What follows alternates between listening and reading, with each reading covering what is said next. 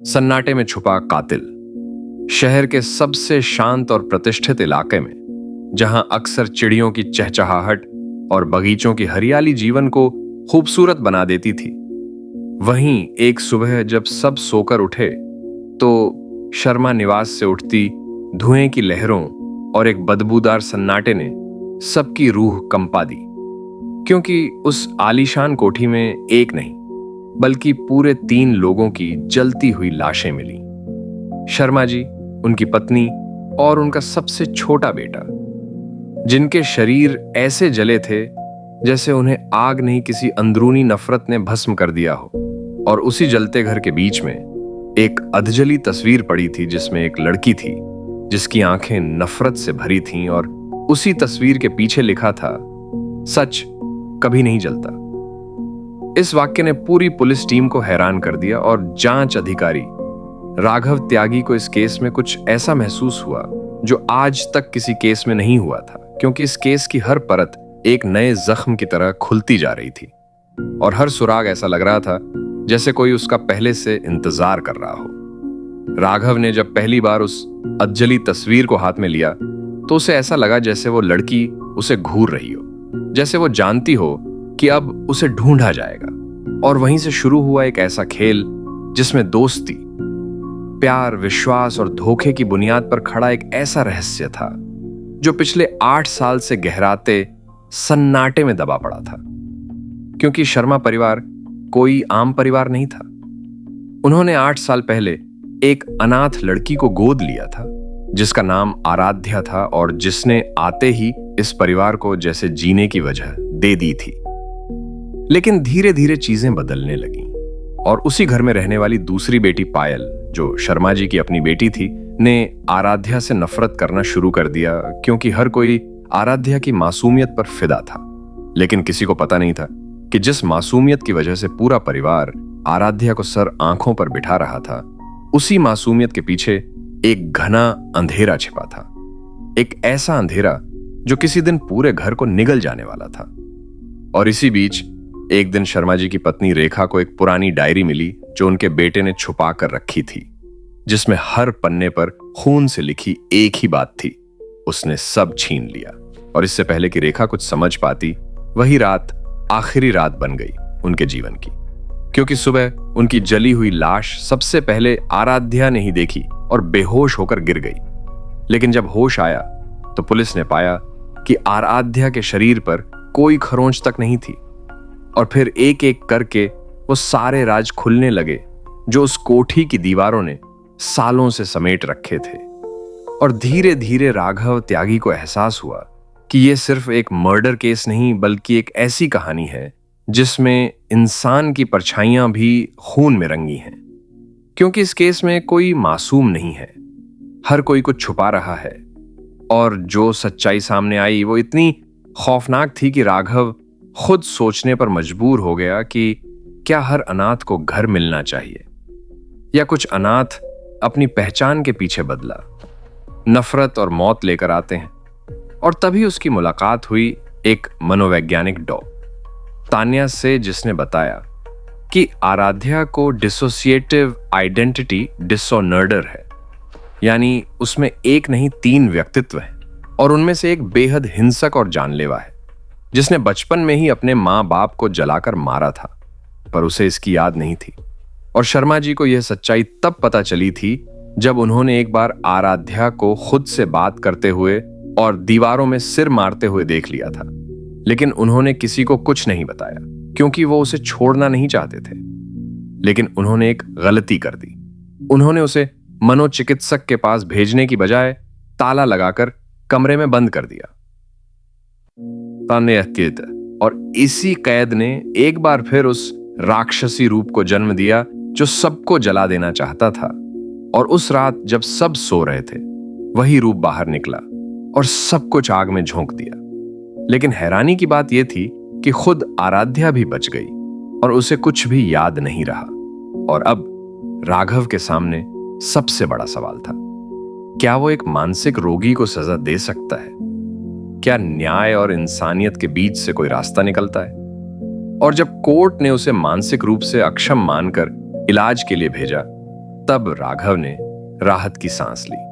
लेकिन ठीक 2 साल बाद उसी शहर के एक और घर में जलती लाश मिली, और पास ही एक अधजली तस्वीर जिसमें वही चेहरा था, आराध्या का। और उस दूसरी जलती लाश के मामले ने पूरे शहर को एक बार फिर दहला दिया, क्योंकि केस की तफ्तीश में जो सबसे पहला सुराग मिला वो एक अधूरी कविता थी जो लाश के पास जली हुई कागज की कतरनों पर लिखी थी। जिसने मुझे मारा उसे मैंने जला डाला, अब अगला कौन है फैसला वक्त करेगा।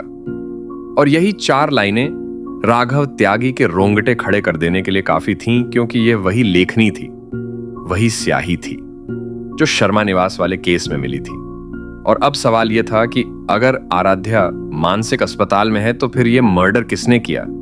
लेकिन जब राघव ने तुरंत उस मानसिक संस्था से संपर्क किया तो उन्हें बताया गया कि आराध्या पिछले 4 दिनों से लापता है और किसी को भनक तक नहीं लगी। और ये वही 4 दिन थे जिनमें यह नया मर्डर हुआ था, जिसका मतलब सीधा था वह वापस आ चुकी है। लेकिन राघव जानता था कि अब की बार वह पहले से ज्यादा खतरनाक होगी, क्योंकि अब वह जानती है कि वह बीमार है। वह यह भी जानती है कि लोग उसे पहचान गए हैं, और इसीलिए वह अपना अगला चेहरा किसी को दिखाना नहीं चाहती। तभी शहर में अचानक ऐसे 3 लोग एक के बाद एक गायब होने लगे, जिनका कोई आपसी संबंध नहीं था।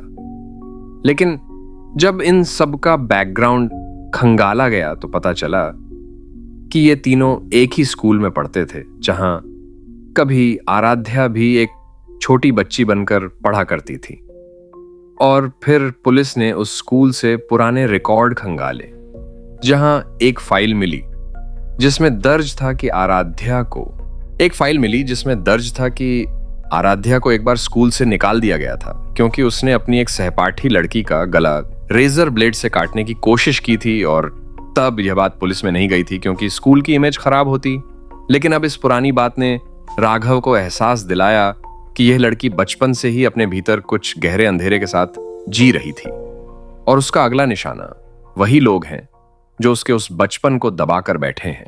और इसीलिए राघव ने जैसे ही उन गायब लोगों की खोज शुरू की तो एक सुनसान फैक्ट्री से तीनों की अधजली लाशें बरामद हुईं, जिनके पास फिर वही लाइनें लिखी थीं, अब बचा कौन। और उसके नीचे खून से लिखा था, एक अधूरी कहानी पूरी करनी है। राघव समझ गया कि अब यह मामला सिर्फ अपराध नहीं बल्कि एक सिलसिलेवार बदले की आग है, जिसमें हत्यारे का मन इंसान नहीं बल्कि पुरानी यादों का भूत बन चुका है।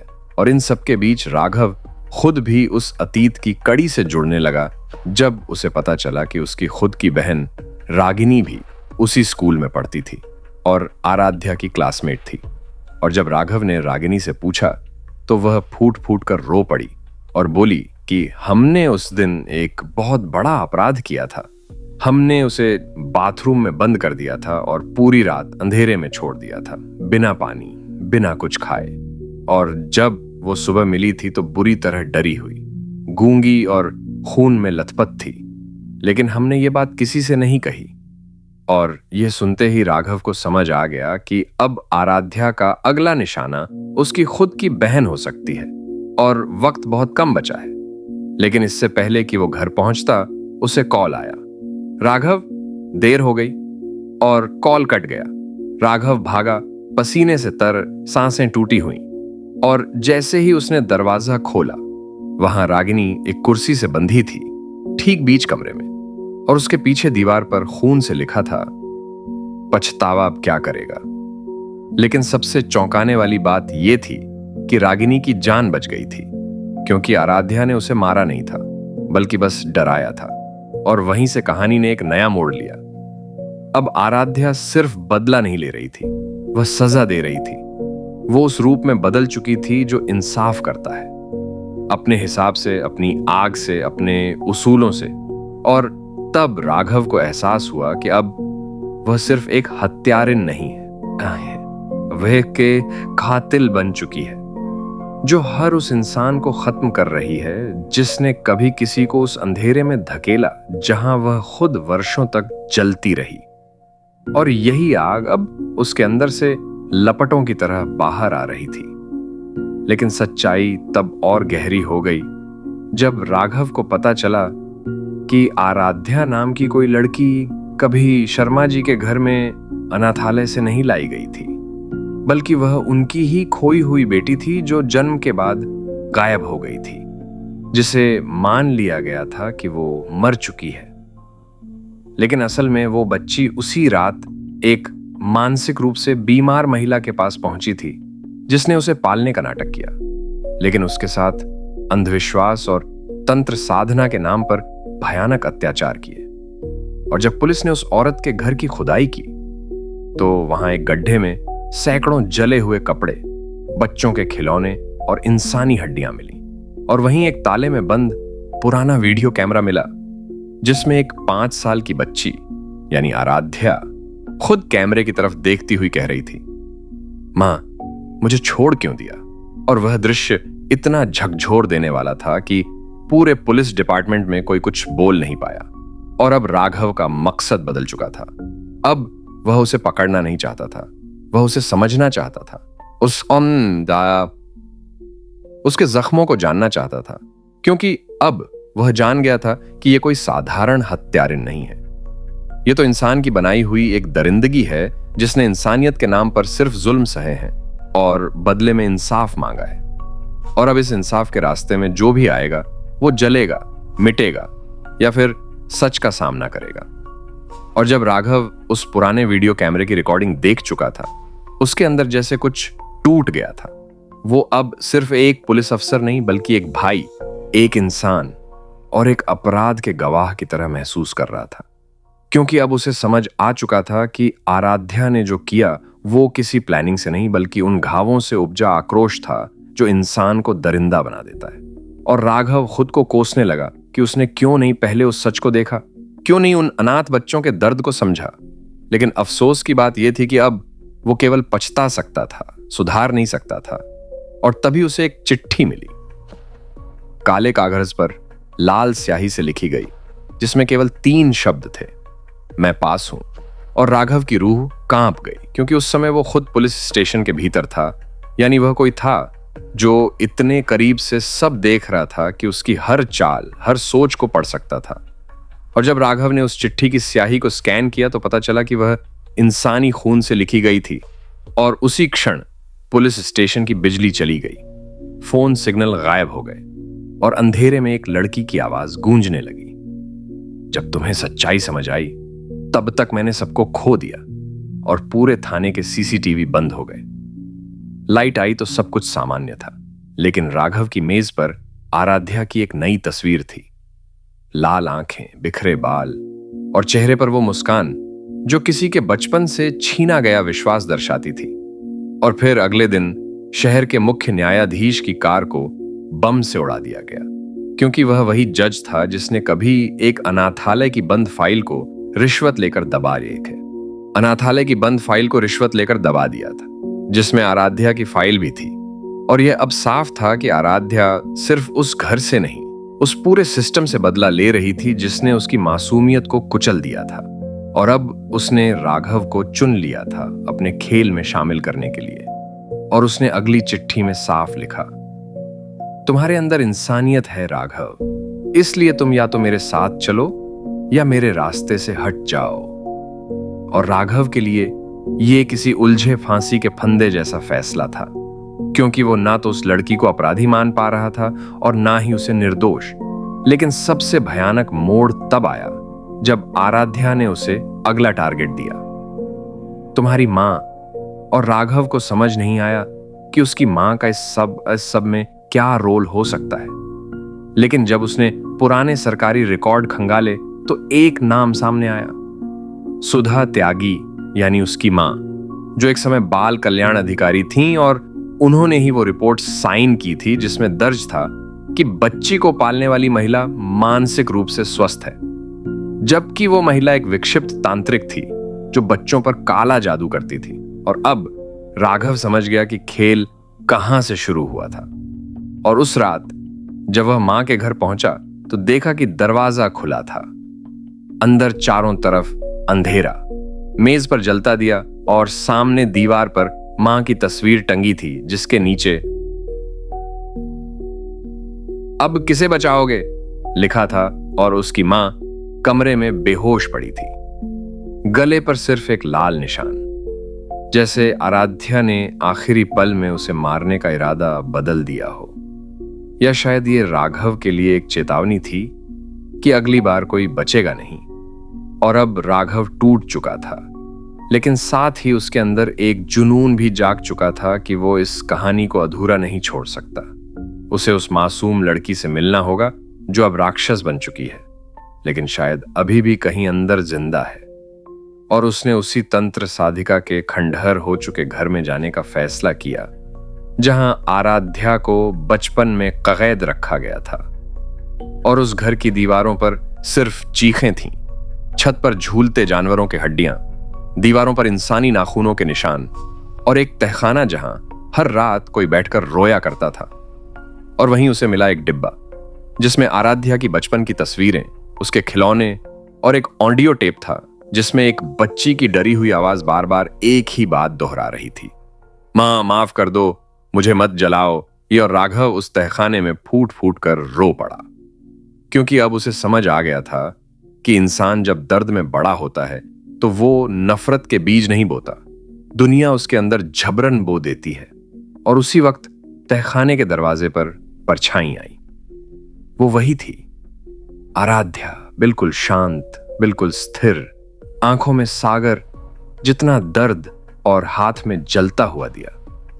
और उसने कहा, तुम आ गए, अब मेरी कहानी पूरी कर दो। और राघव ने धीरे से कहा, तुम्हारी कहानी पूरी होगी, लेकिन मेरी शर्त पर। और वो पहली बार मुस्कुराई। पहली बार उसकी आंखों में आंसू थे। और तभी पीछे से अचानक पुलिस की टीम पहुंची। उन्होंने आराध्या को घेर लिया, लेकिन वो राघव की तरफ देखकर बोली, अगर तुम चाहो तो मैं अब भी बच सकती हूं। और उस पल राघव को फैसला लेना था, कानून या इंसाफ, नियम या न्याय, समाज या आत्मा। और उसने पुलिस को कहा, हथकड़ी मत लगाना, ये अपराधी नहीं है, ये हमारी बनाई हुई चीख है। और फिर उसने आराध्या को खुद अपने साथ गाड़ी में बिठाया और ले गया, उस जगह जहां उसका बचपन मरा था, उसी अनाथालय के खंडहर में। और वहीं बैठकर आराध्या ने पहली बार खुद अपनी पूरी कहानी बताई, हर जख्म, हर रात, हर चीख, हर इंसान जिसने उसे तोड़ा। और जब उसने रोते हुए कहा, क्या अब मैं मर सकती हूं, राघव ने उसका हाथ थाम लिया और कहा, अब तुम जियोगी, पहली बार अपने लिए। और उसने सरकारी रिकॉर्ड को मीडिया में उजागर किया। सब सच्चाई दुनिया के सामने आई, सब दोषी पकड़े गए। कुछ ने आत्महत्या कर ली, कुछ को उम्र कैद हुई, लेकिन आराध्या को अब अपराधी नहीं बल्कि पीड़िता माना गया और उसे मानसिक इलाज और पुनर्वास के लिए भेजा गया। और कहानी खत्म नहीं हुई, क्योंकि आज भी हर रात राघव अपनी डायरी में लिखता है, कभी किसी की खामोशी को कमजोरी मत समझो, क्योंकि कई बार सन्नाटे में छुपा होता है कातिल। और कभी कभी वो कातिल सिर्फ एक टूटी हुई आत्मा होती है जो सिर्फ एक बार सुनी जाना चाहती है।